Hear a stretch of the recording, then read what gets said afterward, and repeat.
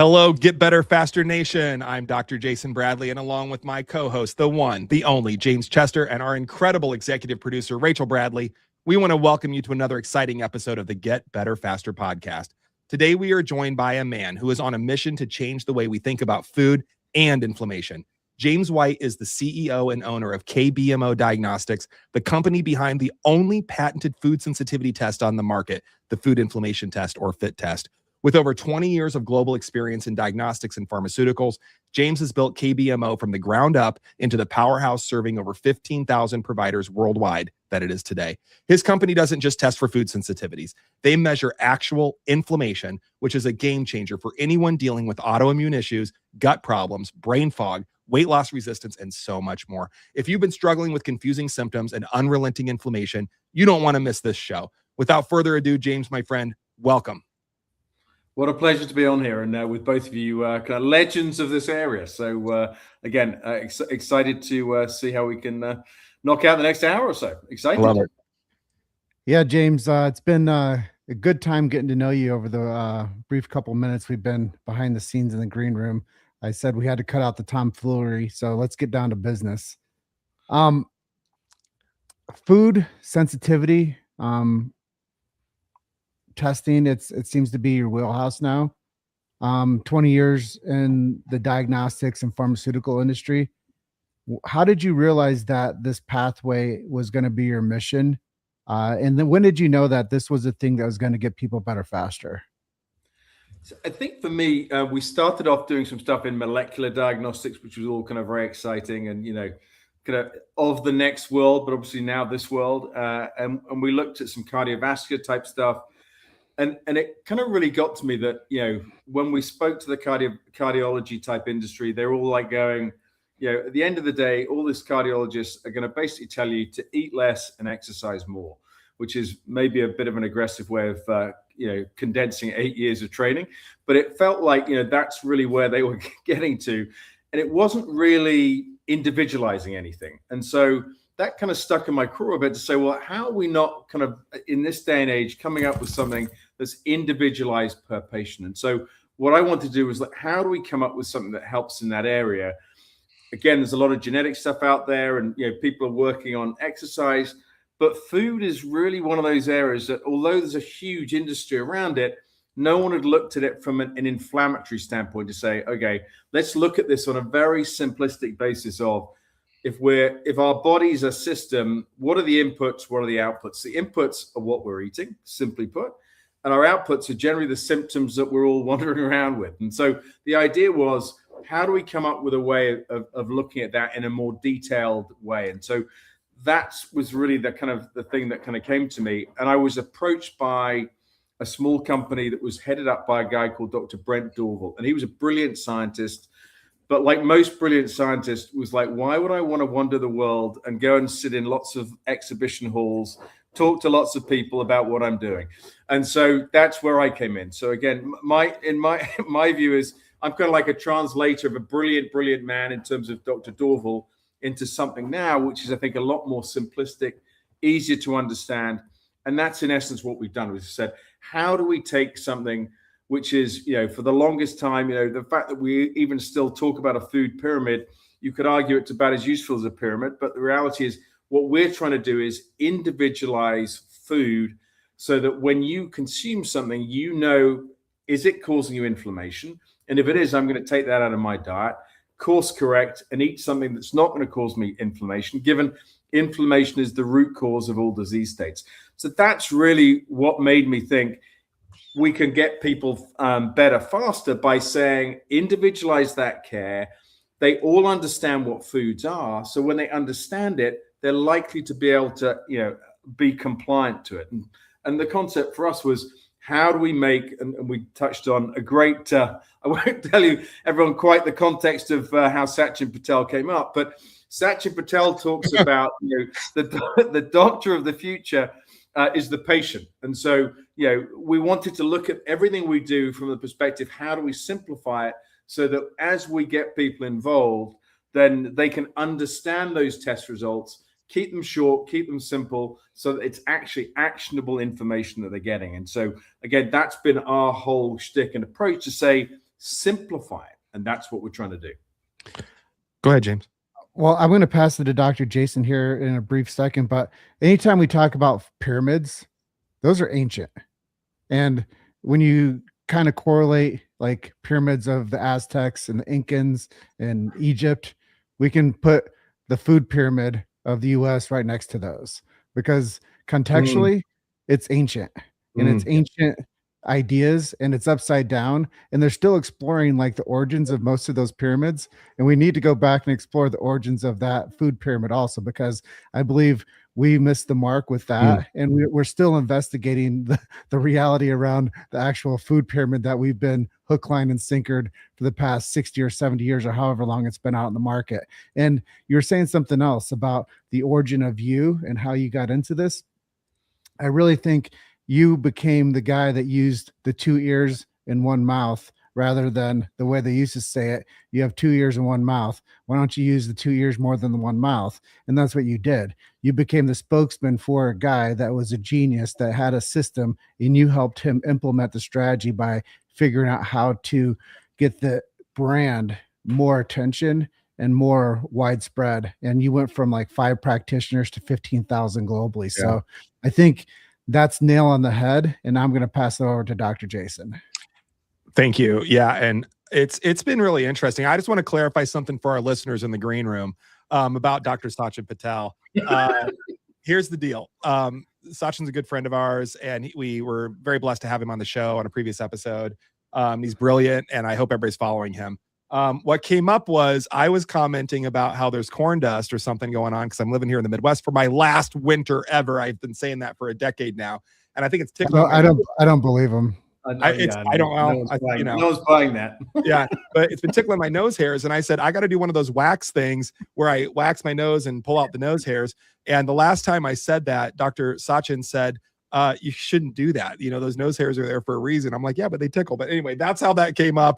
Just let everybody know it was really deep science stuff we were talking about, waxing nose hairs.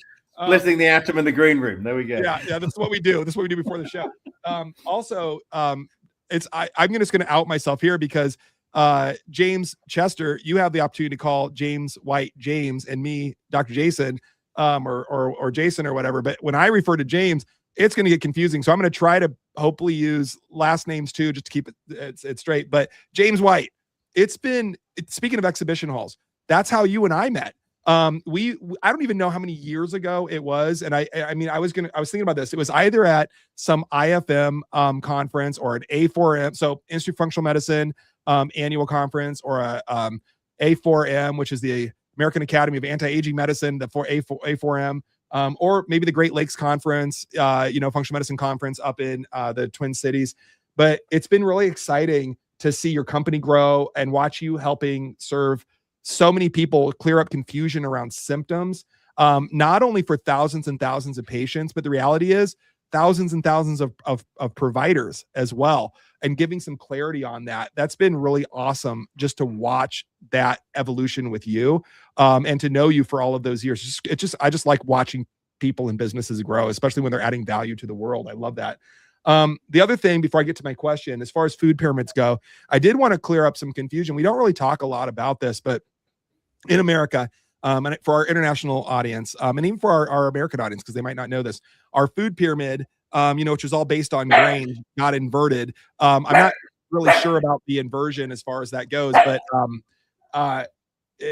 there's still some problems with it. And as James Chester mentioned, certainly it's a little ancient and a little outdated, and it's certainly not personalized, which I think is really cool. And I'm going to get into the fit test here in a minute. But I think it's really cool what KBMO can do with personalizing diet, which I think is super exciting. I'm going to get there in a second. But the other thing I wanted to mention is our food pyramid here in the United States was created by originally the United States Department of Agriculture, the USDA. And this is the thing that I want people to understand. They are not a medical or health agency. Their entire job, my friends, is to do what? Do you guys know? James and James? J squared? To sell American agriculture, right? Yeah. And what do we grow in America primarily? It's grains. You're right. It is corn and it's wheat and it's soybeans. And so it was very heavy in what can we sell, not just to the US, but to worldwide. We're the breadbasket of the world. I think we compete with the Ukraine and Russia for that. But the point that I'm making is they created that food pyramid not with health in mind, but to sell agricultural products. It had nothing to do with health. It was never based on health. And so the thing is, I like that we're trying to get there with, RFK Jr. and Maha and all of this. And we're trying to move in the right direction and not be so grain heavy and start to lean more on real foods. I think that's brilliant. But again, that food pyramid was never intended to be medical advice. It was meant to sell American agriculture. And I don't think a lot of people know that. It was never rooted in health. I do have a question, but James Chester, I saw your hand go up. As you're talking about this, you asked, what is the Food and Drug Administration? Why did it do what it did? Yeah. And I've always said to people, why the heck are food and drug in the same group? And I think that anybody out there that's curious about why we have a culture that's so chronically ill and sick and inflamed, they might want to just go and look at who's in charge of that organization and start looking at who the people are, and then go do a deep dive on the people that are at the heads of those groups and wonder why the food and drugs are in cahoots with each other in the same organization. And when you really consider the outliers of that, you're going to say, whoa, why did I just take this for what it is for my entire life and never question it? And that's what this show is doing. It's really opening the eyes of the consumer, but also the practitioner to know that there has to be a better way in and a better way out. So what we're doing on today's interview with James White is talking to him about the inside out approach to finding why people are getting clogged up and inflamed, whether it's the dairy, the wheat, or the soy, or the pharmaceutical products that are being put into the livestock that we're all consuming, and how to basically move ourselves away from this sick, fat, and nearly dead approach to happy, healthy, and thriving. And like what Dr. Jason does, the functional medicine part of this with Radiant Life and Radiant Solutions, and what he's doing with the thyroid, I think when we start to unclog the human, we start to then give the future back to the people and really start disseminating a better lexicon for people to understand what healthy people look like and how they thrive in this new world that we're all living in today. Dr. Jason, back to you. Yeah, man. Thank you. And I appreciate that sidebar, because it's so important. I think the hardest part of our show, James and James, to me, is the context, because the three of us have deep insider context. And for our listeners, there's some people that do, but a lot of people are just fed up with the system, and they're listening to our show to get real solutions to get better faster. And I think that there's just a lot of education to do around with it. James White, I'm going to pass this over to you in 1 second. I want to follow up with Food and Drug Administration. And this will tie right back into KBMO. I'll plant a seed now that James White will know what seed I'm planting. If we just think about a company that used to be called Monsanto that got bought up by Bayer Pharmaceuticals, right? Because Monsanto was hemorrhaging around glyphosate, right? Glyphosate is a petrochemical pesticide, or whatever you want to call it, that we use in America freely. We spray it on our crops, our grain crops, that we also feed to our animals, but we spray it on the grain crops at the end of production. Well, during the whole production. We eat it. We eat it, Jason. Yeah. And it increases yield. Yeah, it increases yield. And it dries out whatever. But the point is, Monsanto lost all, quote, credibility in my head and all their money, because they lost the largest lawsuits from an individual against a company ever in the world. The very first one that they lost was over $1 billion to someone that worked in the fields with glyphosate. He developed lymphoma. Unfortunately, he didn't make it. His family got the $1 billion, but I mean, he didn't make it. And I would think that would have been enough for us to end putting glyphosate on our food, but it doesn't. Bayer buys it, and they're still involved with the drugs, the drug company. They're still involved with the drug part of it to help us, heal what they caused by, and I'm kidding, they're not healing us, but having a quote unquote solution for the problems that they're causing in the food industry. So it is the food and drug industry, because they're all the same companies. The people that are poisoning us with our foods are selling us their snake oil in my opinion, of a solution with the problems that they could have just prevented by having better foods on the onset. James, I see that. I know. Let me go a step further, because there's a couple of really key points there. A, we measure glyphosate. So we have a test now for glyphosate, which again is depressing beyond belief that we have to measure that to demonstrate for everyone, look how much glyphosate's in your system. It's a great test though, but we do offer that. And the other thing is, Bayer Pharmaceuticals were the people that developed the red dye that is kind of, originally after World War II was invented to color plastics. And here we are. Wow, what progress we've all made back to that pyramid. It's now in the food chain. So the reality is, Bayer have got a history of food, plastic, colorings, dyes. And one of the other things we've added on the test is colorings and additives, because again, it's almost impossible to, avoid them. They're in processed foods, increasingly in supplementation, not in the good supplements that we work with, I'm sure, but they're around, and then personal hygiene products. So there's all these different things, and we talk about consumption, but all of these things are coming in from different elements. Everyone's got their fingers up, so I'm going to keep It's a hot topic. I just want to say, and then James Chester, Bayer Pharmaceuticals also was involved with the chlorine gas in the Holocaust. In the concentration camps. These are the people that are running our drugs and food industry, and for some reason, we, at least as the unsuspecting public, we have no clue.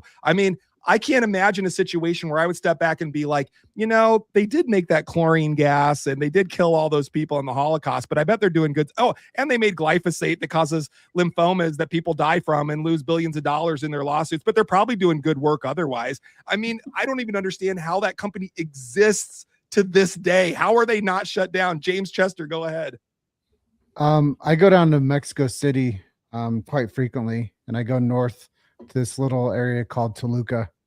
And there's a Bayer pharmaceutical huge factory, and there's a little city on the way between Toluca and Mexico City called Lerma. And if you guys really want to get to the brass tacks of it, go get some water samples and some soil samples of the Rio de Lerma, which is the river of Lerma, and it smells like dead people. Like when you drive through for a total of 40 miles, probably pretty much the same distance where I grew up in Davenport, Iowa, to where Jason lives near the Iowa City area, the entire swath of land between that much time of driving, about 45 minutes of travel time, it smells like death. So if you guys really want to get down to the brass tacks, not what we're eating, not what we're testing, not what they're going to call glyphosate in the next 3 years, they're going to probably tie it up and strip it down and call it 6 other things to where you can't know what it is anymore, because they're going to change the same way they do with high fructose corn syrup, the same way they do with soy products. They find out that people are starting to target in on those things, and what they'll do is they'll fractionalize it and they'll come up with 17 other things that they label it as, and then they still put it in your food when they tell you that they're not putting red 44 dye in your food anymore. They're going to fractionalize that too, and they're going to call it 17 other things, and you're still going to turn up in the diet process of people. So we just have to be really keen and really clever about how we start to identify who the bad guys are and how we can get them to really clean up the soil, really clean up the river, really clean up the water. And by proxy, that cleans up the testing. And when you're testing people and we start doing this cleanup project, there's a guy named Chad Begracki, and he was a river conservationist back in Iowa. And what he did is he started funding to clean up the Mississippi River. But the thing is they were focused only on pulling the things out that were heavy, like old barge pieces and trash and rubbish and couches and things. What they didn't realize is that the biggest thing that they needed to clean up was the animal runoff from the farms and the things that they spray on the crops, which polluted the river, which polluted the fish, which polluted the people. Yeah. So I think when we're talking about this, it's a back to physical science class back in your mid grades. Back when you were in junior high school, physical science, you have to look at the nitrogen cycle. And if you look at the nitrogen cycle and the way things conceptually evolve, and that's the reason why on the cover of, I have a picture of it here right now. And I know I'm going a bit long-winded on this, but if you go look at the cover of Time magazine, And the headline for Time magazine right now is "Our Cancer Mystery: Why it's now striking us so young." It's not a mystery. And if you think about it, I know I'm taking up a lot of bandwidth here with my output, but when you think about where we're at right now, the questions that we have for you today, James White, are about how to get people better faster. But Yes. if we're in this toxic soup where nobody is complicit, nobody's compliant, nobody's actually saying, "Hey, actually we did wrong," and that Rio Lerma, we need to clean that up because those people down there are important, and we're actually killing them off. And we need to make sure that they're getting clean drinking water, and they're not bathing in this water, and they're not making their food with this water. So we really need to go back to the baseline of consumption, to where when you're doing tests, we're not getting these lymphomas that Jason's talking about with, younger populations getting sick. So I think there's a lot that goes into this. And I'll just tell everybody, I'm not a doctor, I'm a journalist, I'm a marketer. But when I start to tackle big things like this, and I knew that James White was coming on today, and we were going to talk about all things food and all things dietary, but also all things testing and how we can make improvements. So I'm going to set the mic down for a second, and I'm going to pass it back to Dr. Jason because he looks like he's like chomping at the bit. I'm chomping, and I'm going to pass this over to James White with my question. All right. But I was going to go into the fit test. I'm going to put a pin in that and come back to it because I know that's your flagship. It's really your flagship test. But let's come back to it. Because we're talking about glyphosate right now. I just want to say personally, they just did some studies. Iowa has the most nitrate levels in nitrate levels in the nation. We have the worst water. We're also the highest in cancer rates, right? There's no mystery. I mean, I don't know why Time Magazine is asking that question. There's direct correlation. Also, you can look at the people that live next to golf courses, not just in Iowa, but worldwide. People live next to golf courses that they're spraying all that crap on. I'm using a different 4-letter word for that. It'll probably come out later with an SH word, but they're spraying this crap on it. And then those people get Parkinson's and cancer. And I mean, everybody's like, why is that happening? I'm like, why do you think it's happening? It's the pesticides, petrochemicals, weed killers, all of that stuff they're spraying on there. But this I want, and then James, get ready for the pass. It's going to be on the glyphosate exposure test. So I'll prep you. Our older daughter, who's now 25 and currently in Brazil, traveling around, doing some work down there, and also, learning a lot about, Latin American culture at the same time. Adeline did a capstone project in high school, all the way back in high school, smart kid. And she did some research where she was actually looking at glyphosate levels with a very small population. It wasn't like hundreds of thousands of people. It was like, I don't know, dozen people or a couple dozen people or something like that. 100% of the people that she tested. Now, granted, they were local, but 100% of the people that she tested had dangerous levels of glyphosate in their system.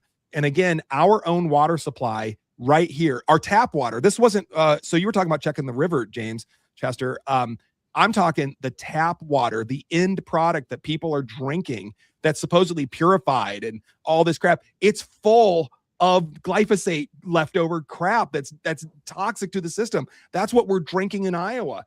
Anyway, she was doing her research, not just looking at the levels, but also she was looking at what I'm going to call a novel phytochemical or a plant chemical to reduce the glyphosate levels. So this kid at like 17, 18 years old was doing research in this area that was shocking. And yet at the same time, and I mean this out of love, and our daughters, both of our daughters are very, very, very, very, very smart people. They're very smart people.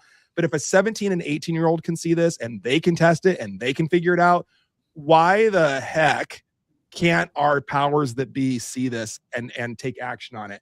All of that said, James White, tell us about that glyphosate exposure test. Tell us about what it is, what it's testing, what you're seeing on a mass level, because you have a lot more data points than a dozen or 2 dozen people. Absolutely. And I think one of the interesting things was, I think, as Dr. Jason knows from his functional medicine practice, there's a whole load of patients, unfortunately, get bounced around because as yet, I haven't seen it, and we all have we all saw the kind of advertising on TV, but there's not yet a drug for not feeling great. And so the problem is all these patients who are wandering around not feeling great, and finally, if they're lucky, they get to see Dr. Jason or other, great, talented functional medicine practitioners out there.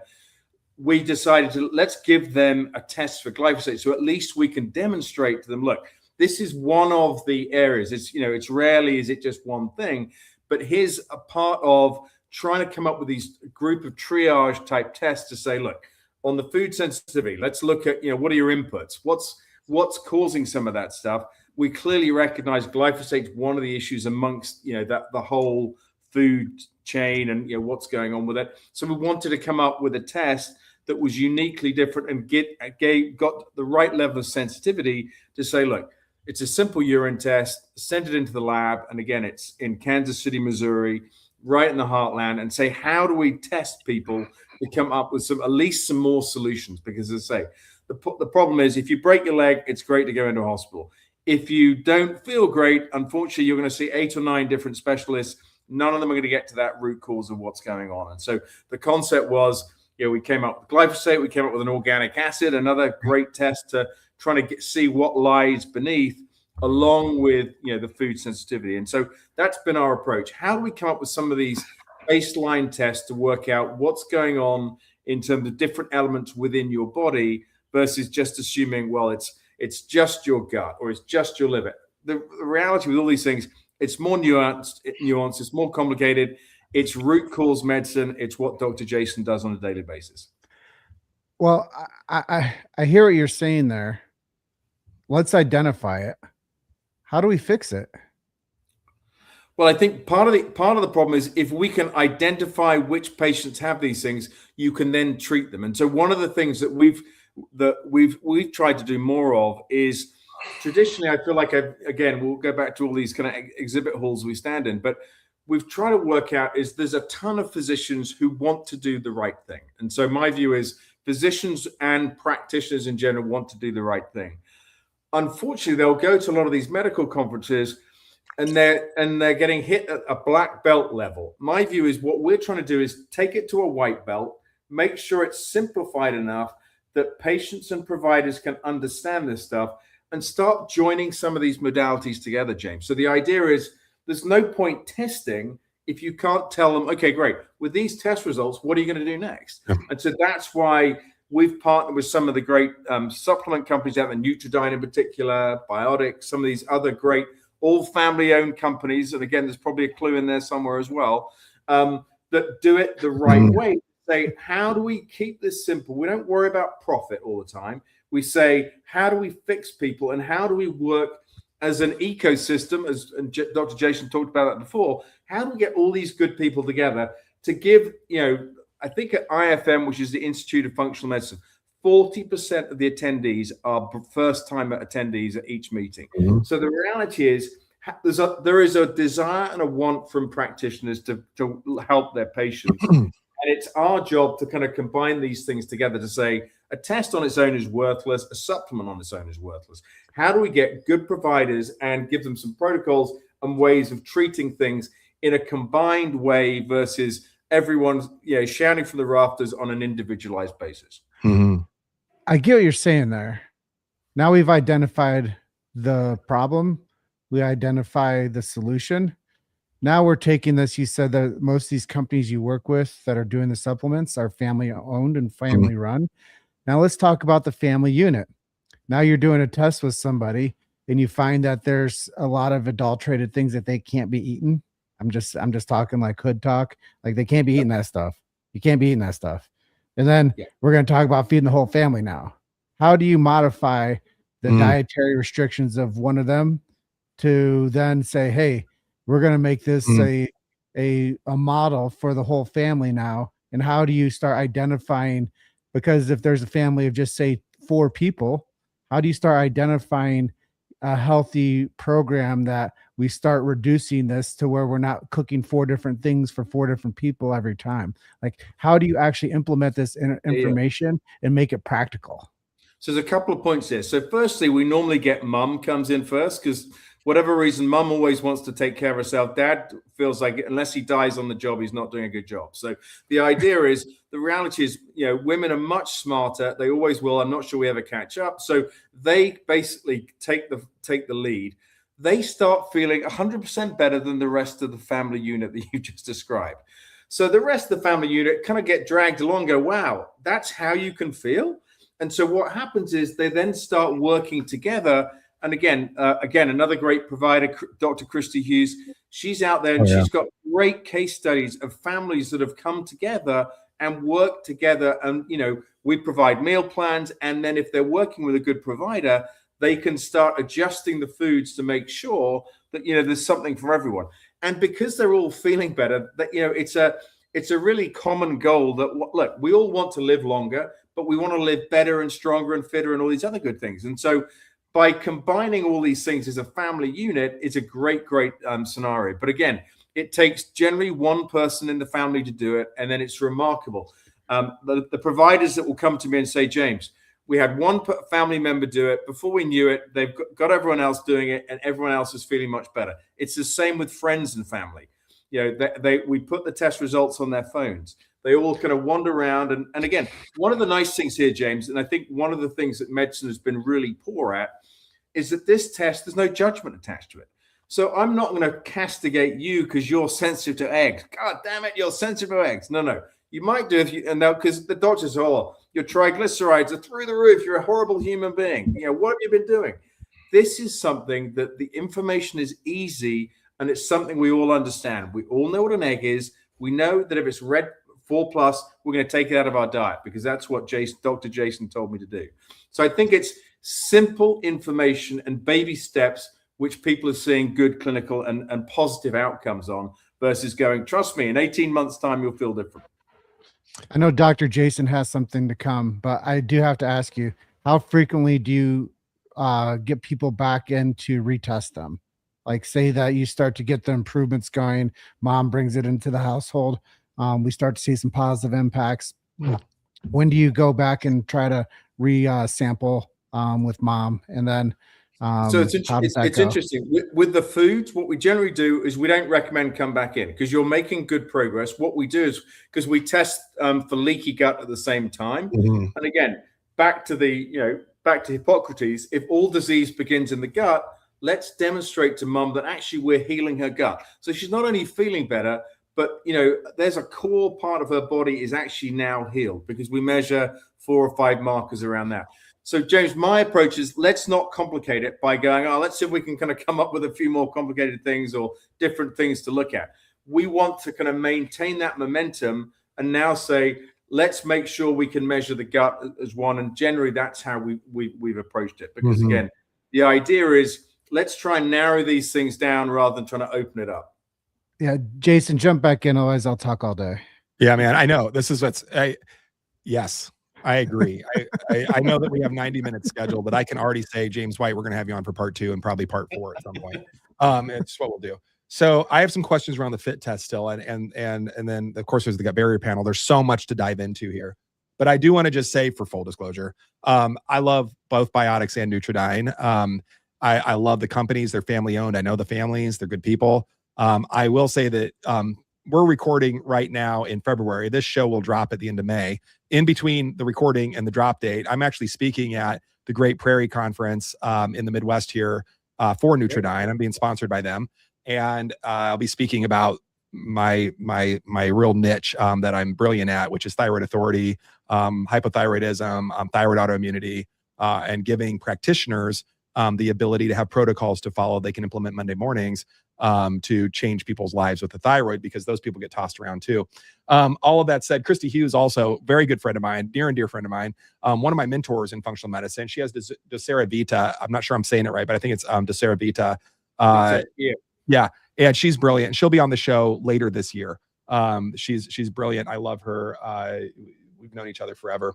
So I just wanted to kind of comment over that. It's interesting to me too, just that the names that we've all brought up, the Sachin Patels, the Christy Hughes, all these, it's like, we don't all know that we all know each other, but it's it's actually a very small world of people talking about what we're talking about in the way that we're talking about it. And I think it's so brilliant that James Chester put together this show, Get Better Faster. And I'm so privileged to be on here with you guys. That said, I want to go back to the fit test, because James hit something about families, and I was going to ask about retesting. But when you do, there's a couple of things that I'll just kind of throw out at once, because they're kind of the same question. do you find across populations common findings? As an example, I'm making this up. I doubt this is what it is, but like, don't eat kohlrabi because it's going to cause inflammation in like 9 out of 10 people. I'm teasing. We know that's probably not true. I'm trying to use something absurd. But do you find some common findings across populations, number one? And then a subset of that is, do you find common findings in familial? Is some of this, depending on the word you want to use, heritable or inheritable? I'm just curious, as the medical director here. Tell me your thoughts on it. I mean, what has been interesting, and we're very fortunate. We have labs now in Mexico City, Chile, Brazil, China, Japan, and the UK, and our base office here in Boston. And we've been fortunate. We've run studies in different parts of the world.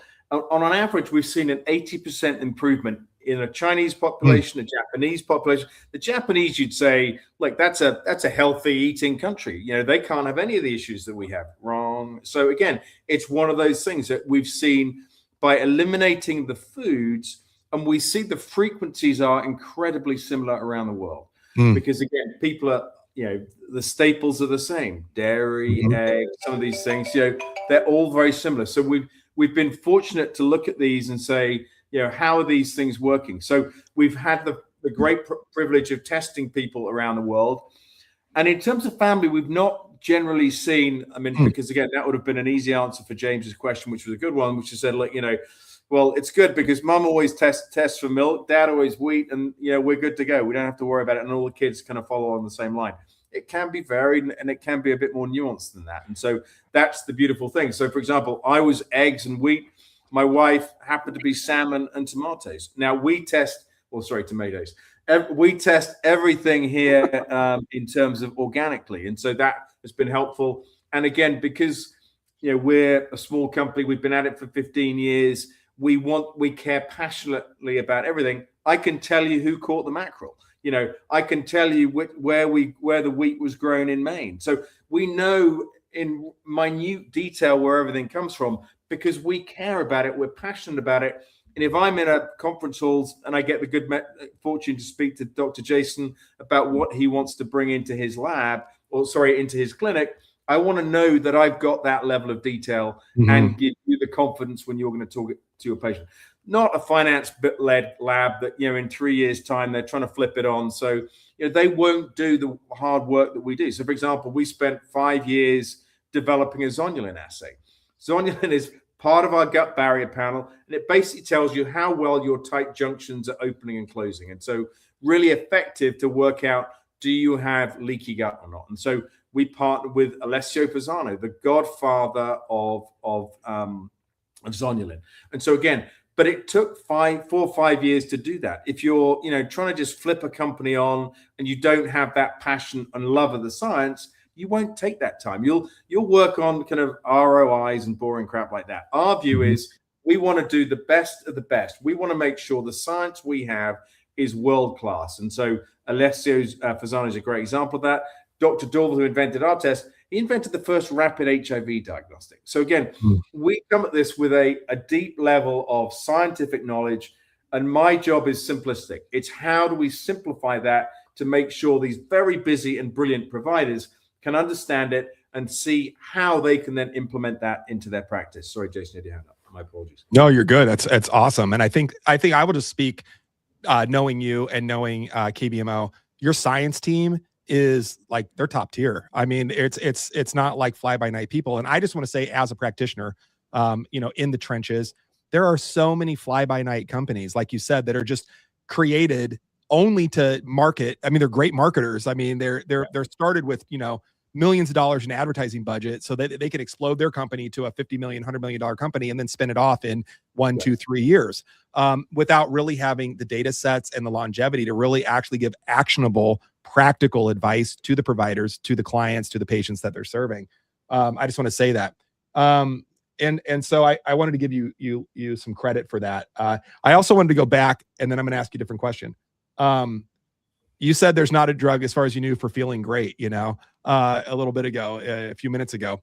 And I just want to Well, say, to cure someone who's not feeling great. How about that? right. I just want to say, I'm sure, again, maybe not on air, everyone could come up with some drugs which makes them feel great, but like, I'm just going to keep it simple. Listen, I'm just going to say, if I have a tincture of cocaine and a tincture of opium or a combination thereof, I can help anybody feel any way they want, any time of day or night. Right. And if we look at like those drugs that help us feel great, they are really tinctures of cocaine and opium. I mean, it sounds crazy to say, but I mean, come on. They're uppers, they're downers. I mean, it is what it is. James, go ahead. No, it's like I said about glyphosate. What they do is they give it a new name and they fractionalize it and move on with it. Yeah. So I am curious. Prednisones. I mean, there's a lot of stuff that we can talk about. Opium, morphine. It's like it goes on. I mean, it's like, yeah. We just give them drug names. We just call it something different. I am curious to know something because I'm sure our audience or practitioners are thinking this. When you think about food sensitivity and you think about allergies, are they the same or are they different? There we go. Great question. They're different. And so an allergy is an instant reaction. So generally, both of you, if you had an allergy, you would know about it very, very quickly. So think kiddo eats peanut, instant reaction, and generally a very bad one in terms of, with a food sensitivity, it's the delayed nature. So it's delayed up to 72 hours. So again, it makes it much harder for the patient to work out what they might have consumed in that time scale, which is leading to the symptoms they're presenting with when they come in to see Dr. Jason. So our advice is that we tell the patient, don't change anything. We're trying to test you for what you're currently consuming is leading you to the symptoms you're presenting with when you come in and see Dr. Jason or another good, provider. So the idea is, you ate yourself into this, again, we talk about inputs and outputs. The inputs led to the outputs that are causing you to come in to see Dr. Jason. Let's not change those artificially and say, oh, no, it's like how many units of alcohol do you drink a week? Let's not lie on the inputs. Let's stay on the inputs that you're having, because that's leading to the outputs, and that's what we're trying to test. But what we're trying to test is not what you're exposed to, not everything that you're consuming in that 72 hours, but of the food you're consuming, which ones lead to an inflammatory response. And that's the big kind of corollary and difference versus some of the other tests out there.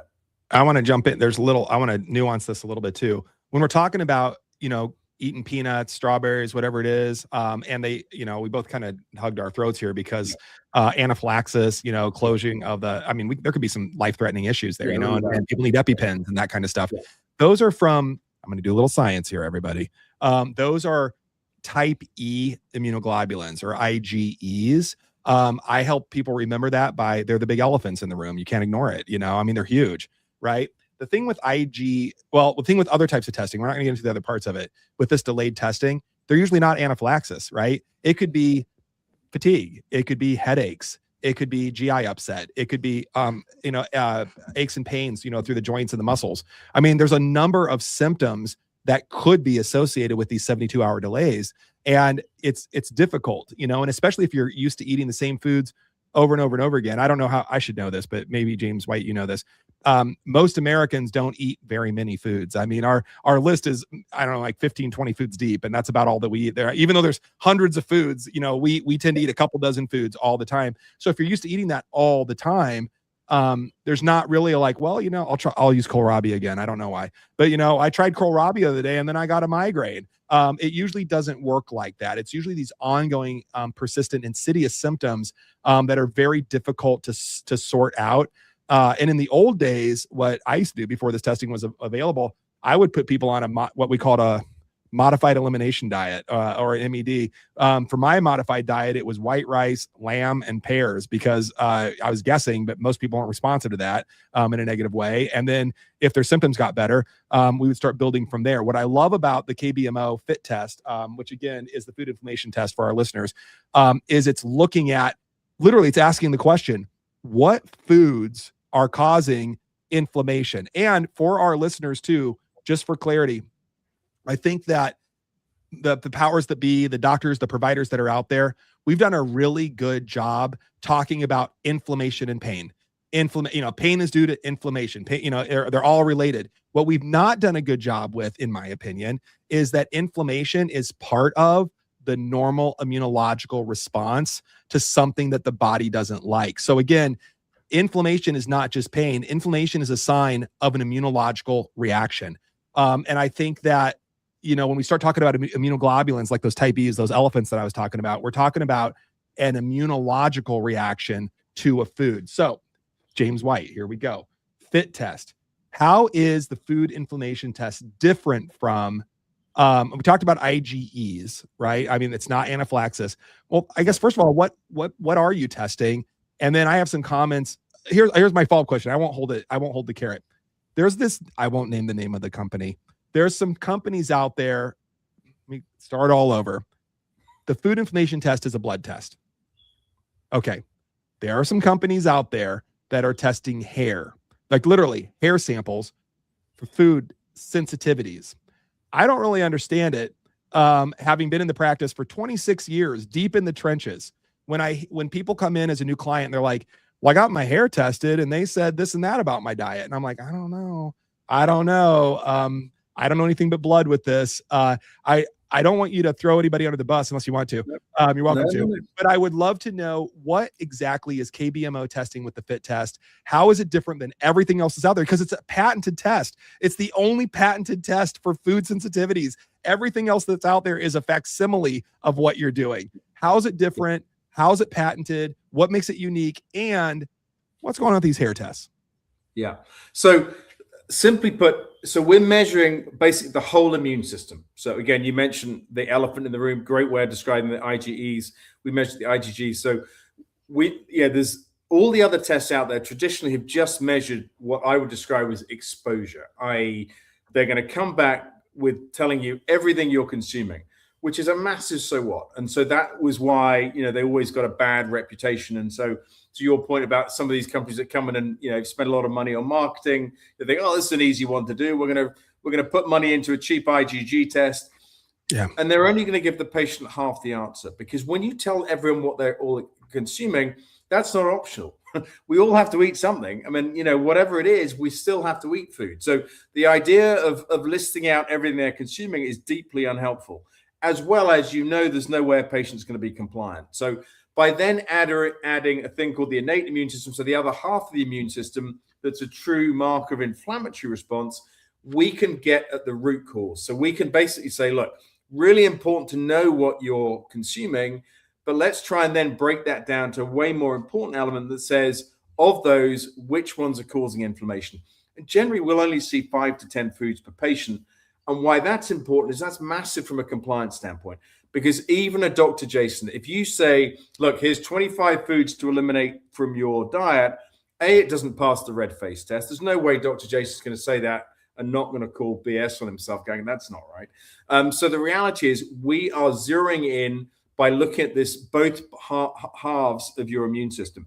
And the brilliance of that was invented by the gentleman, Dr. Brent Dorval, who invented the rapid HIV diagnostic. He came in and looked at it and said, why are we only looking at half of this, not all of it? And so that was really, I think, the difference with this test, is it just took it on another level. So rather than, as James mentioned earlier, guessing, not testing, if you're going to test, let's make sure you do the right test. And the right test takes it all the way down to that end point and conclusion, which says, here's a handful of foods that you need to eliminate. Let's eliminate those for what I call a semester. So, a short period of time. And let's revisit at that point, see how you feel. How have your symptoms, whatever they might have been, improved in that time? And those symptoms have changed over time, where people used to traditionally just look at gut-related illnesses. Now there's a lot, it's funny. 15 years ago, we did a study. The lead symptoms were anxiety, depression, and very close links with leaky gut and leaky brain. I will honestly tell you, we did not have the courage of our convictions 15, 20 years ago to put our hand up and go, wow, leaky gut leads to leaky brain. Now everyone goes, you're an idiot, James. Everyone knows that. 20 years ago, if we'd said that, we'd have been wheeled off in straitjackets. So the idea was to say, over time, we have been approached by more and more providers who recognize the importance that, again, all disease begins in the gut, and everything leads to the gut. So the reality is it the brain? Is it the gut? All the psychiatric providers now who run the test, all the better ones looking at the cutting edge of their patients, they'll say, James, it's gut, brain leads to gut. We don't mind which end it is. The reality is we're identifying foods which are reducing inflammation, and that's having a demonstrable impact. As I said, 80+% improvement on the clinical studies that we've run, which we're really proud about. Can I take this conversation a little bit different direction, guys? Sure. I know that there's a lot of people out there that are interested in having healthy families. Yes or yes? Probably nobody. I'll give that a yes. I'll give it a yes. Boy, Like, gosh, I want to have a more terrible. I think I want to have more terrible health for my family. So I'm just curious, and this is just, I know you're not like a healthy pregnancy, like that's not your job. That's not what you do. But would you say that somebody that came in and did your test could start to get their bodies prepared to have a healthier pregnancy based on what you find with the work that you do? Because I think because the past 5 to 6 years, we've seen healthy pregnancies become less and less, predictable. So is there a way that you could use your systems to help prepare the mom and the dad to have more of a, predictable health outcomes when they're going to try to have a child? Because I'm going to answer this in a slightly different way to make sure, I don't have people jumping up and down with excitement about me. The reality, I would say, is that by running this test and identifying which foods cause inflammation, if you can bring down that inflammatory burden and make sure your body's focusing on doing what it really should be doing, and that's not fighting the inflammation that, unbeknown to most patients, they brought in on themselves because they didn't realize what they thought was a healthy diet turned out to be not that healthy, then I would say absolutely you're going to be a healthier individual by bringing down that inflammatory burden. And in your point about preparing patients, for doing things, back in the day when stem cell clinics were setting up all around the place, a ton of them were running food sensitivity tests. Why? Because they wanted to bring down that inflammatory burden to prepare the body to accept those stem cells better. What do we see with some of the good people, the more responsible groups looking at GLP-1s? Same thing. They're running the food sensitivity test because they're bringing down that inflammatory response to then make sure the body's as best prepared as it can be to then look at doing what it's doing. So that is, I will say, is the answer I'll give you, James, without saying yes or no into the specific. But I would say if you can bring down that overall level of inflammation, and that's more of a question for Dr. Jason, I would anticipate then you'll see a reduction in the symptoms they were presenting with, and they'll be a much healthier individual for it. I'm just curious because I like to look at the scope of the listener that's always, thinking about what they would like to ask, but they don't.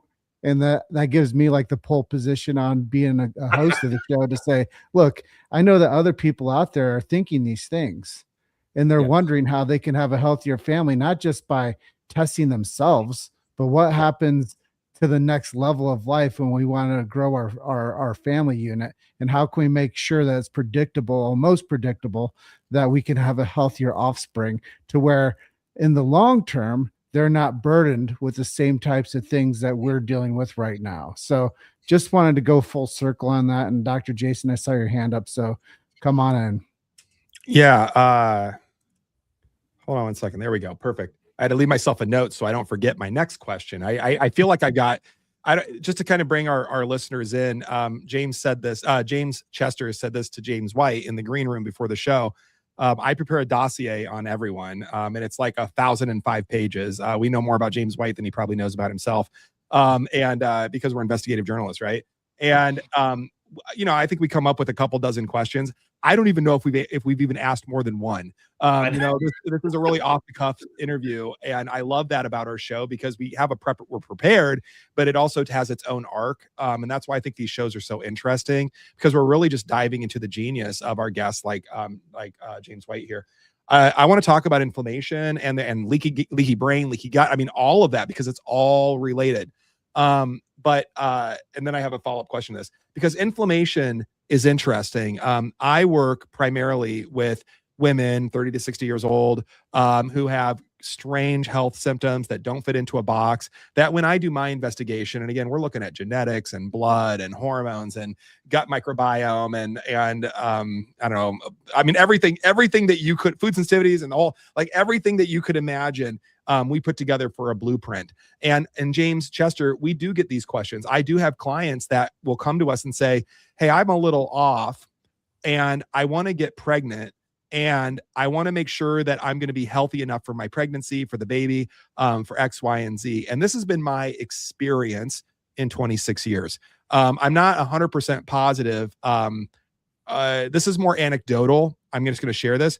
But when we do our work with these mystery symptoms, it's not always everybody, but often it's an autoimmunity, right? And an autoimmunity is when the immune system is what I call hypervigilant. In ways that are not really conducive to at least being symptom free. I do believe that the body's always doing what it's supposed to be doing to help, create balance in the system.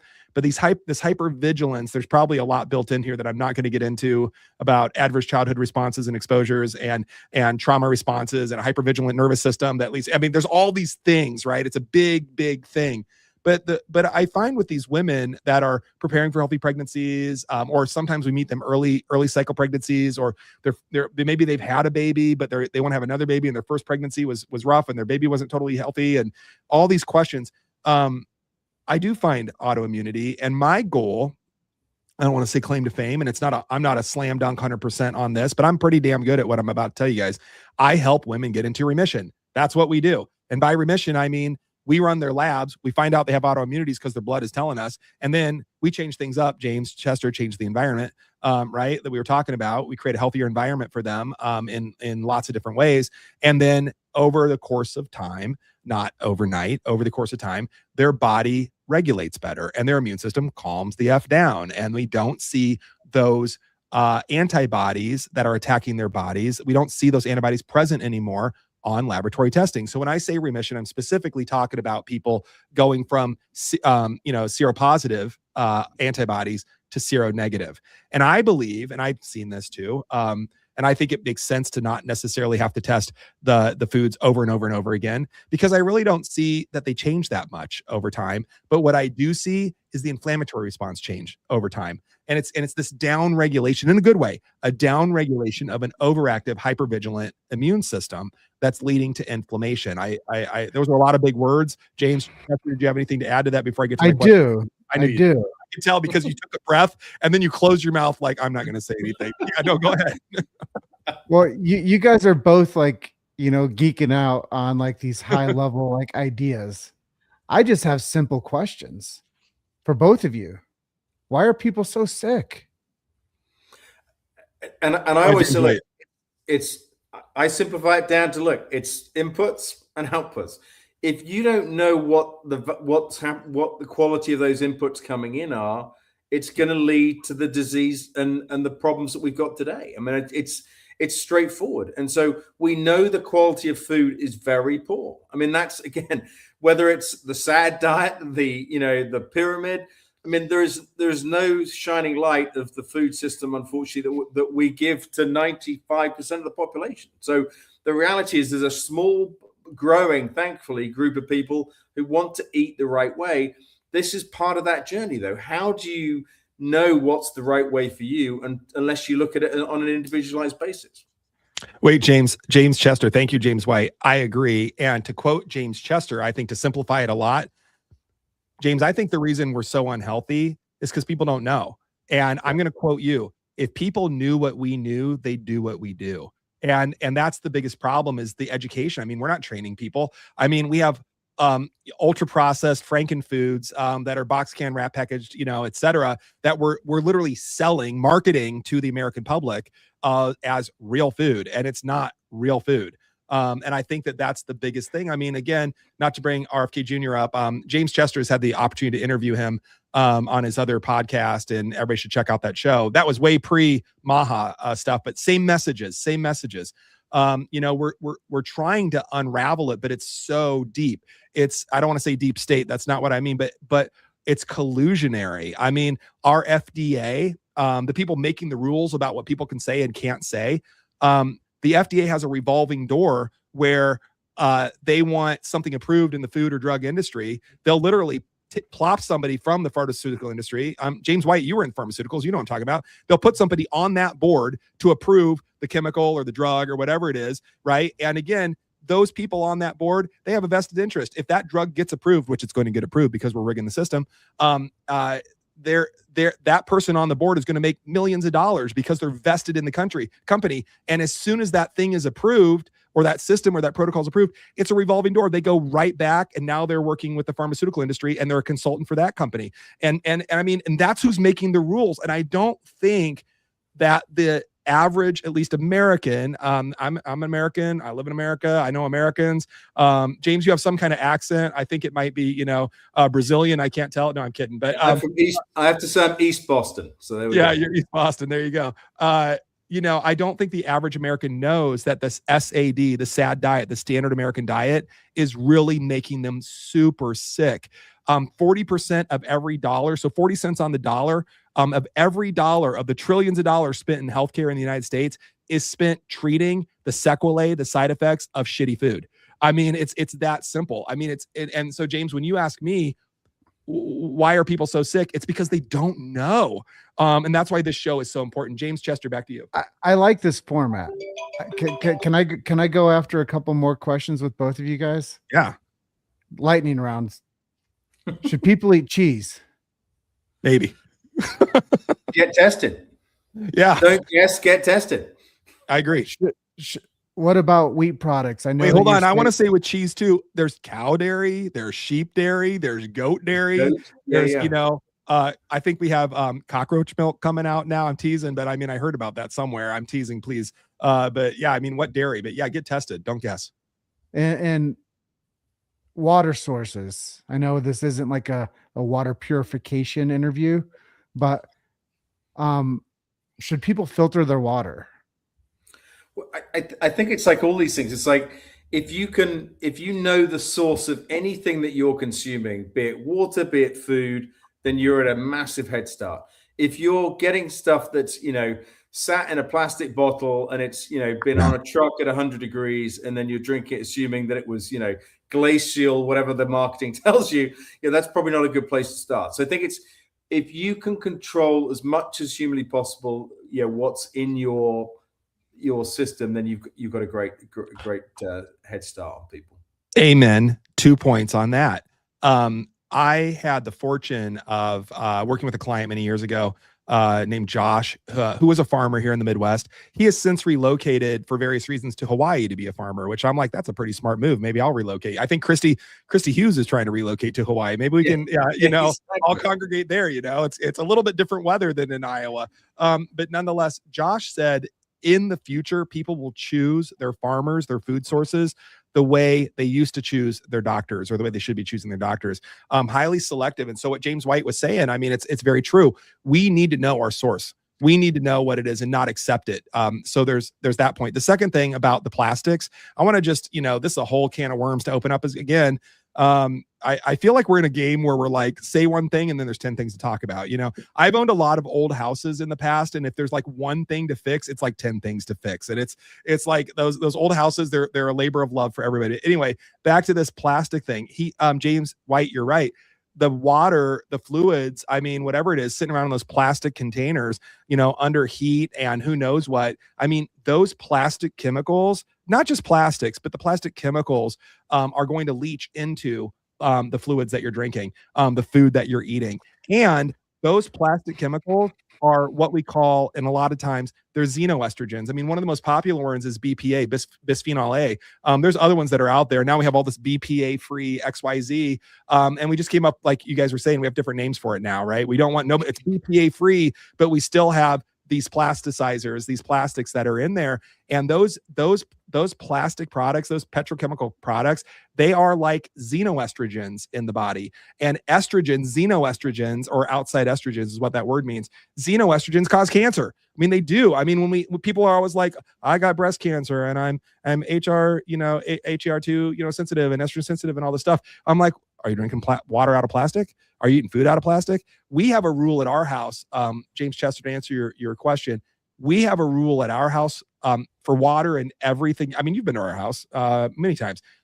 We don't have plastics around. We don't store stuff, like we don't have leftovers stored in plastic. Everything is glass. Everything that we have in our house is glass or steel or iron. If it's food related, our water is purified. It's purified at our last house we had a whole house purifier, and I loved it. This new house that we're at has in-tap purification, but it's RO and filtered, and it's wonderful. And then also even on our showers, we have purification for our water. So I think it's super important. I think to answer your question, water is super important, but James White brought up some really good points there.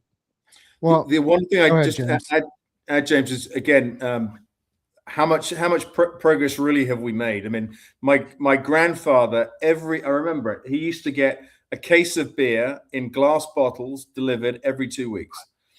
At the end of 2 weeks, they'd come back, give him another, crate of glass bottled beer. What did they do? They didn't throw those bottles away. They washed them and they brought them back. Now, it's not water, but it's that whole point that, like, milk too. Milk's the same thing. So there's all these things, processes that, again, the wonderful accountants got at and have screwed everything up. I mean, the consequences of their actions are, horrific. I mean, I was in Asia. You walk along a beach in Asia, it is full of single-use plastic elements, because again, anyone who's below a certain, they don't have Costco. Probably better or worse, who knows? That's a different discussion. But the reality is they can't buy bulk. They don't have the money for it. And so what did we do? We put it all in plastic. So I think to Dr. Jason's point, and preservatives too, everywhere, and it's polluting the world. Yeah.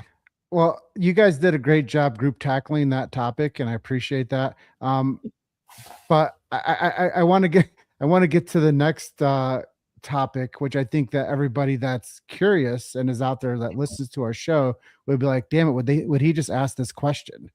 And insurance. I know a lot of people think that they live high on the hog when they have an insurance policy. Does insurance cover the work that you do, James White, with the testing?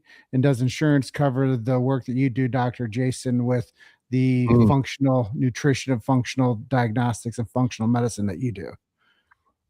Again, so there's a dirty little secret out there now, and everyone who thinks they've got insurance, there's a thing they need to look at really carefully. It's called the deductible. The question is, because they've now risen to such a level as $20,000, $30,000. So that in essence, unfortunately, most people who are kind of think they've got insurance, it's catastrophic cover, because the reality is, there's no way by coming to see a good functional medicine doctor, you're going to spend $20,000. So, you've got this huge overhang before you can actually really even use your healthcare. So that's one of the issues. When we started, we took healthcare, and then we found that they were, that I suddenly started looking around and talking to my better providers. They were all taking cash. So I'm like, why am I fighting this good fight on their behalf? And they've realized that the insurance model is a broken model for them. So we moved to all cash. So we try to keep our prices. We dropped actually our prices dramatically to try and make sure that the testing was affordable for patients and providers. So again, we want to try and test the 99%, not the 1%. So we're trying to make sure that we keep our pricing as low as we can to make it affordable for everyone. And then you're not spending $1,500, $2,000 on I hate to say it, an insurance policy which isn't worth the paper it's written on. Yeah, I totally agree with that. I'll just come out swinging with this because I've been on both sides of the coin too. James and James, J squared. I'm just gonna call you guys J squared. Actually, we're J cubed because look at that. Like we're J cubed. I love it. I used to. I'm gonna hide my face a little bit. I used to work for insurance companies. I was in network back when we had HMOs and PPOs and all this stuff. I don't even know if they exist anymore. And I won't tell the whole story because our listeners have heard this and James has heard it. But long story short, they don't give a crap. They have a bottom line. They're going to pay for what's called the standard of care, which I call the standard of scare because it's very scary. It's very low level. It is asking a question. Are you going to die today or not? Number one, if so, escalate. Number two, what drug can I put you on? Or who should I refer you to for a procedure or a drug? And that's it.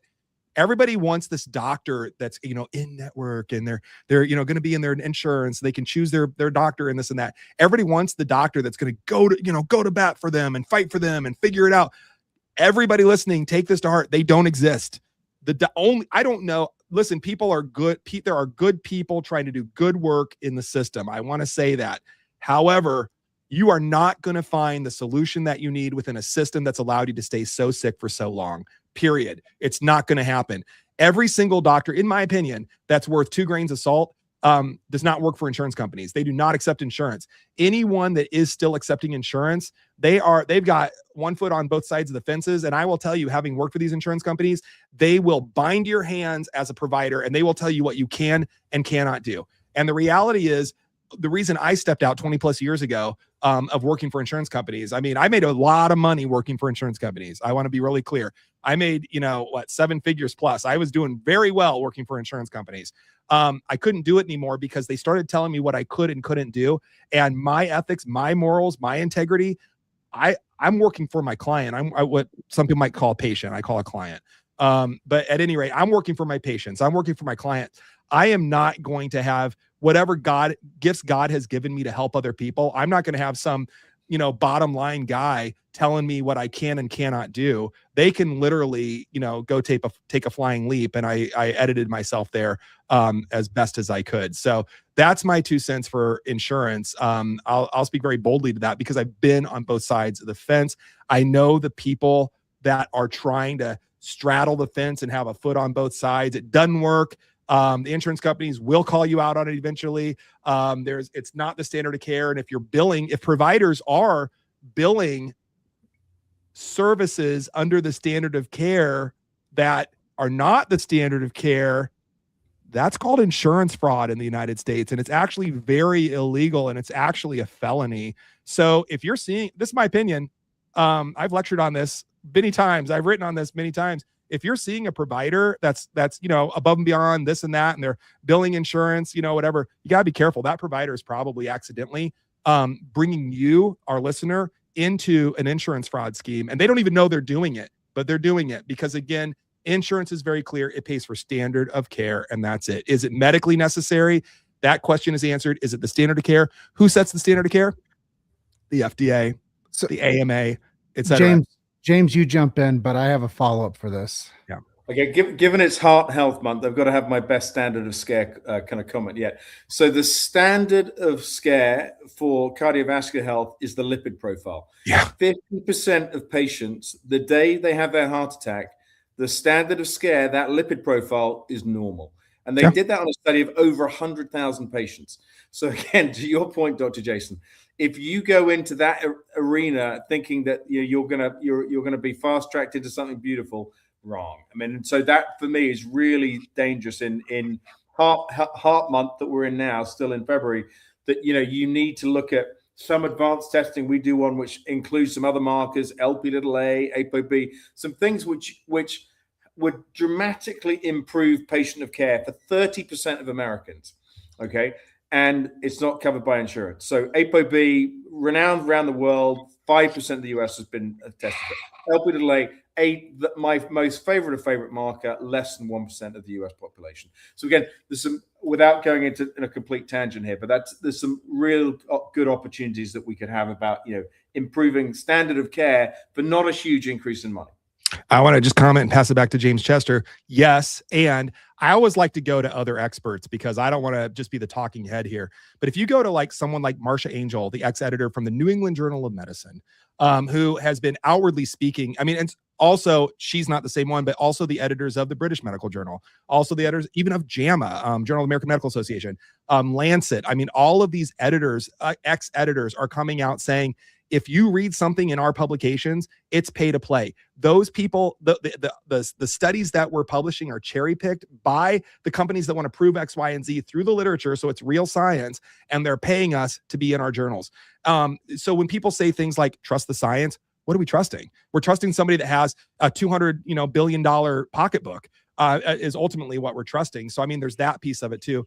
And Marcia Angel New England Journal of Medicine again, has been quoted as saying, if you walk into a conventional medical office, white coat, traditional treatment, you're already getting ambushed by big pharma. Like it's a ploy. So when people think they're going to go and, I got to find a specialist.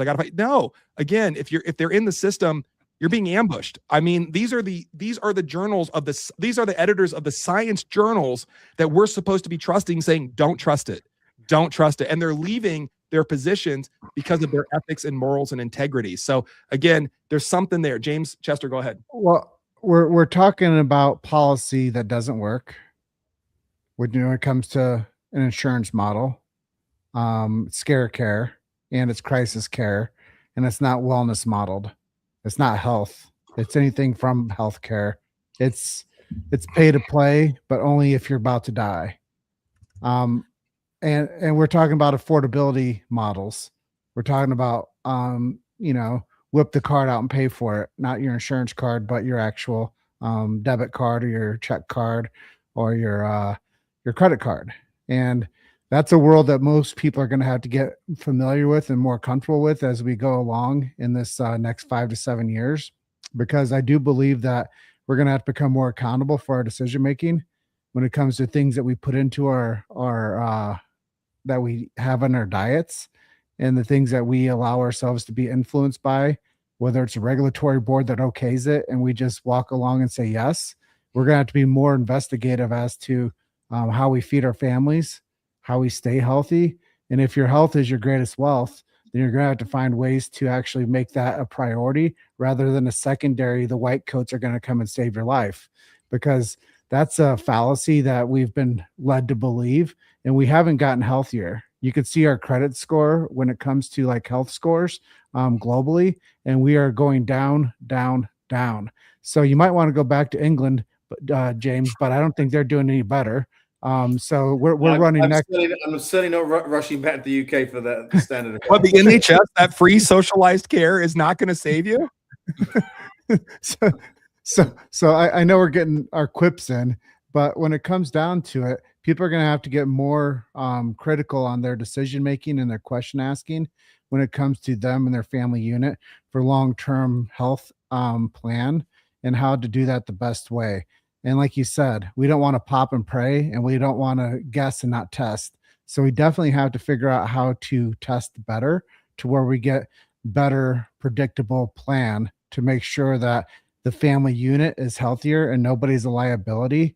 And we're not just going to say, oh, they're just, they just don't exercise.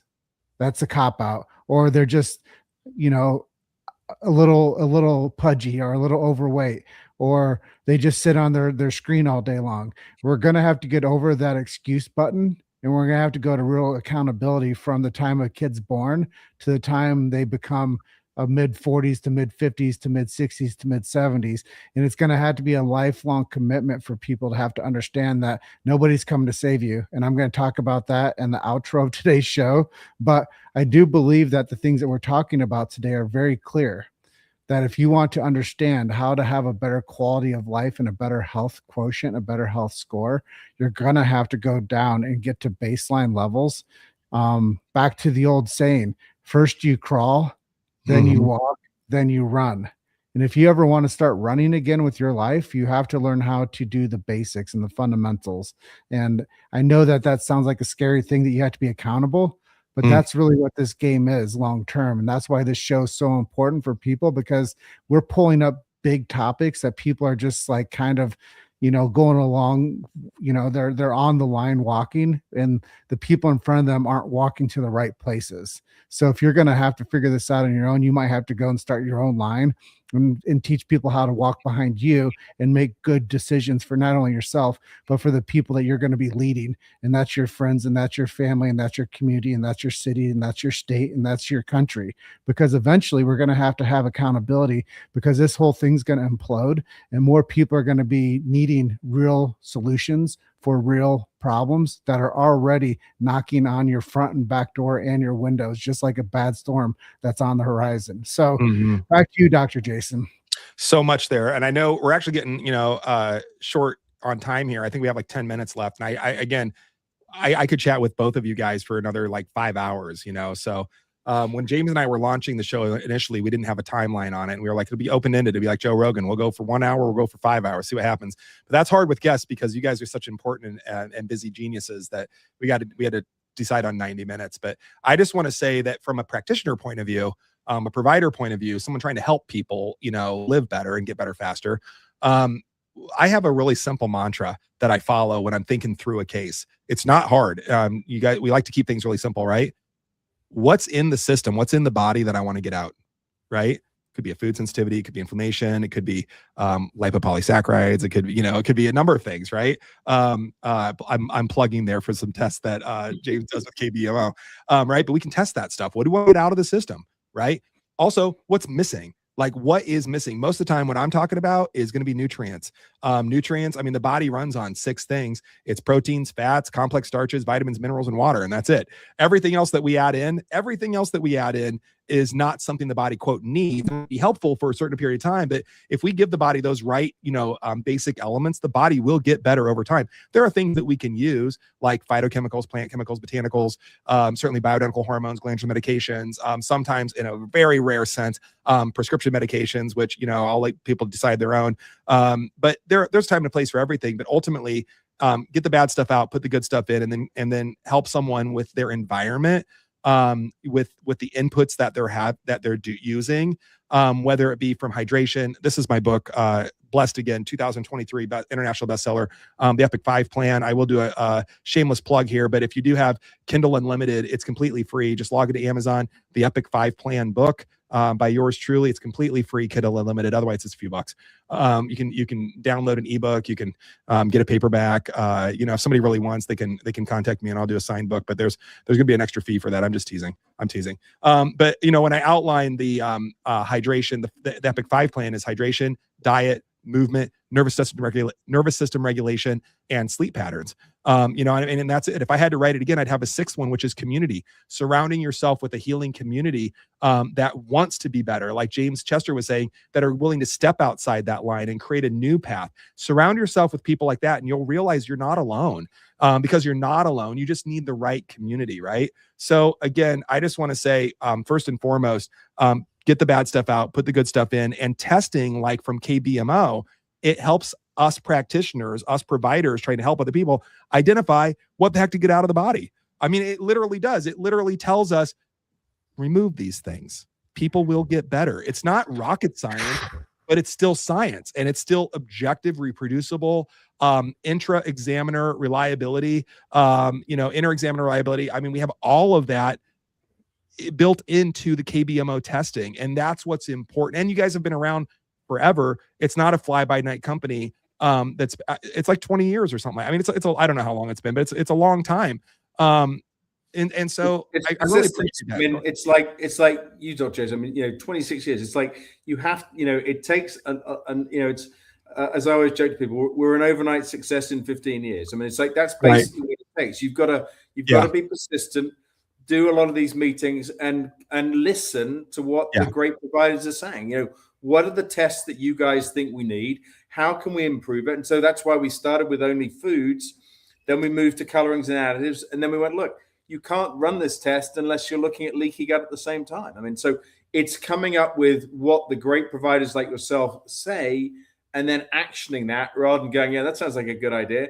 Okay, cool. I've got something else over here to spin. Let me kind of hand that over to them. Mm-hmm. So it's trying to take advantage of the amazing information that we get from, you know, spending time with, you know, other great professionals like yourself. No, I appreciate that. I mean, I think those of us that have been around for a long time, yourself, me, I mean, there's other people, Christy Hughes, we mentioned a few, Sachin Patel, we mentioned a number of them, had some of them on the show here. We see patterns in a different way, don't we? We've been doing it long enough to know, like, to kind of sift through the noise. There's a lot of static and noise sometimes with a lot. I always, just as a provider, I don't find it humorous. I don't know how else to say it. I'm trying to be nice.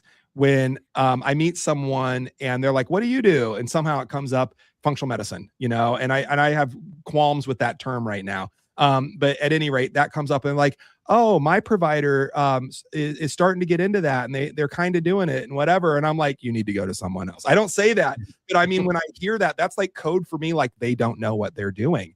You need to go to someone that has 10, 15, 20 years of experience, because it's just a different perspective. It's not just the 10,000 hours, it's like 50,000 hours, of experience that people have. And there's just a massive difference between someone sort of dabbling in it, whether it's, these fly by night lab companies that are just, started and launched to, whatever. I mean, there's a lot of, in a good way, I think this is good. And to speaking to these providers that are just getting into it, they're frustrated too. They're handcuffed to the system. They want out of the system, and they're looking for solutions, and everyone's got to start somewhere. I would just say, work with that provider. I mean, at least they're open to the discussion, but also work with someone that has, decades of experience. Work with both of them. Have your provider work with the other provider and learn, from those mentors. There are sage people that are in the fields that James White and I are talking about. I mean, there are really good people that have been there, done that, sifted through the noise, knows what works, knows what doesn't work. What's the best testing? What's the best supplement company? What's the right drugs that we can use in the right way for a limited amount of time? There's all that. I know we have 5 minutes, guys. I have a rapid fire question for James White. And we're going to get into this next time. I'm going to set the stage. Okay.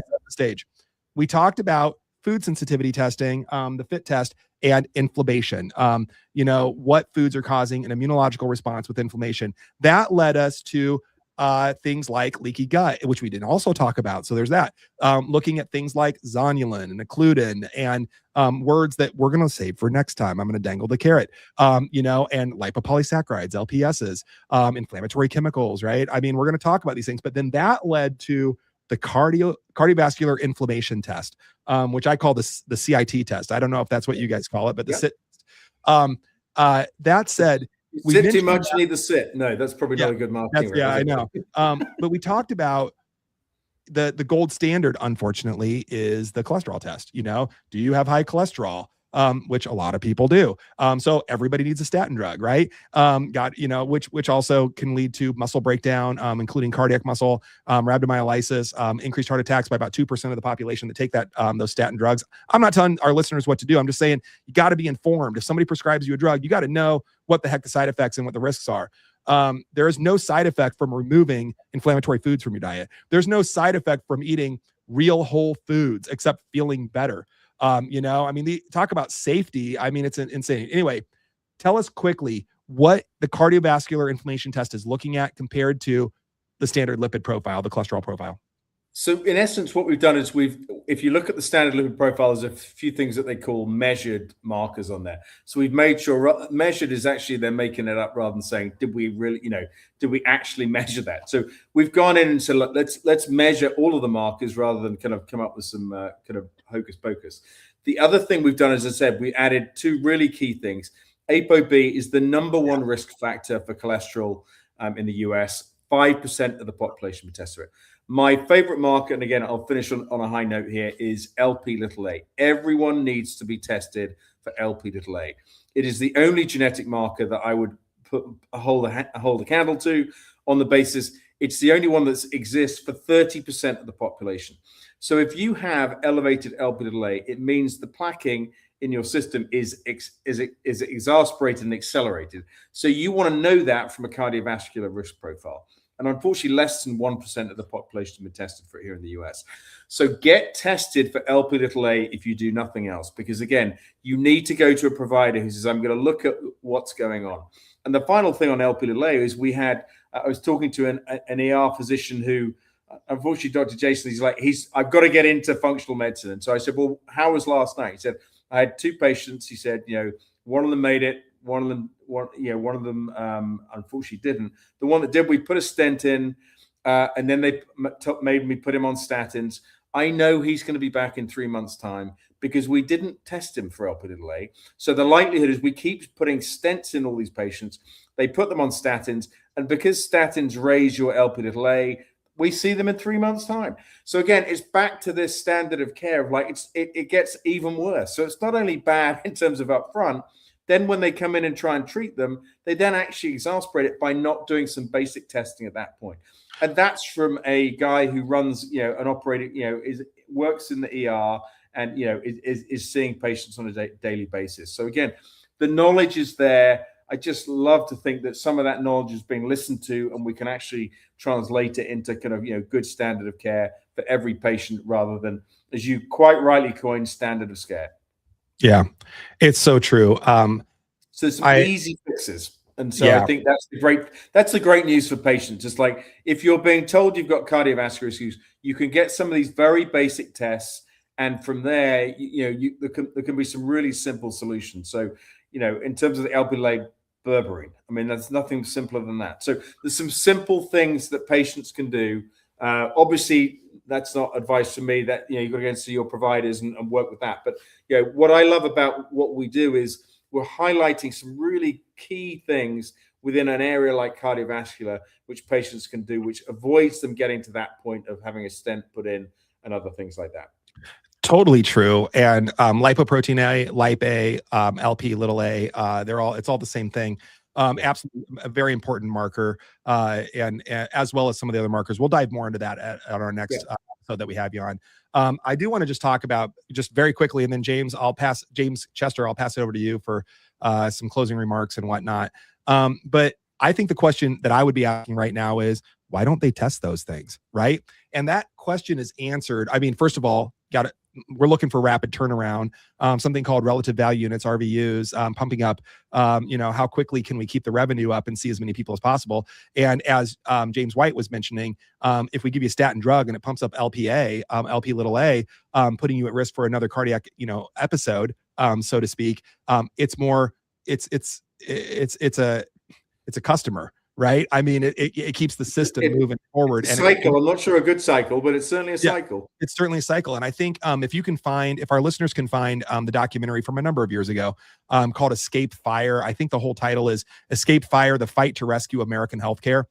They're actually looking at the VA and some VA delivery of care. I actually wrote my master's degree on something called Soldiers in the Middle, people coming back from the Middle East to the Midwest and the lack of VA resources here. So this documentary hit home with me, but they actually interviewed a cardiologist in here, and they said, why don't you do this testing? Why don't you teach people how to eat for their heart? Why aren't you doing that? And she was like, listen, I'm going to be clear with you guys. I can spend 20 hours trying to tell somebody all this stuff and test all this stuff and dig in and this and that. And I might, in the end, get paid $150 or $200. Or I can walk in and in 5 minutes, have my team prep a stent surgery, and I can get paid $1,500, $2,500 in 5 minutes. And I can do those 5-minute procedures. I can do 3, 4, 5 of those an hour and just walk in and pop in and do those. And she goes, I make like 10 grand an hour doing that. Or $100 an hour, and it's just a different way of thinking. And she wasn't proud of it. She was just being honest. So when people ask, why didn't my other doctor do this for me? They're not getting paid to do it. They're not trained to do it. But even if they were, they're not getting paid to do it. And most doctors are not going to do that, so especially if they're within the system, especially if they're employed by a hospital system or an insurance company or a clinic that just wants quick, cheap turnaround as fast as you can, So at any rate, that's my soliloquy on that. I have so much more to talk. James White, I'm just gonna say thank you so much for being on the show today. I mean, all that we did was just open up more and more cans of worms. I like talking with veterans in the field that have been there, in the trenches with me. You're one of them. KBMO has been around forever. For our listeners, again, that want to check out KBMO, go to getbetterfasterpodcast.com, go to the episode page, and just check it all out. We're going to have some great stuff there for you. And James, thank you again for being on the show today. James Chester, I'll pass it right over to you for some closing remarks.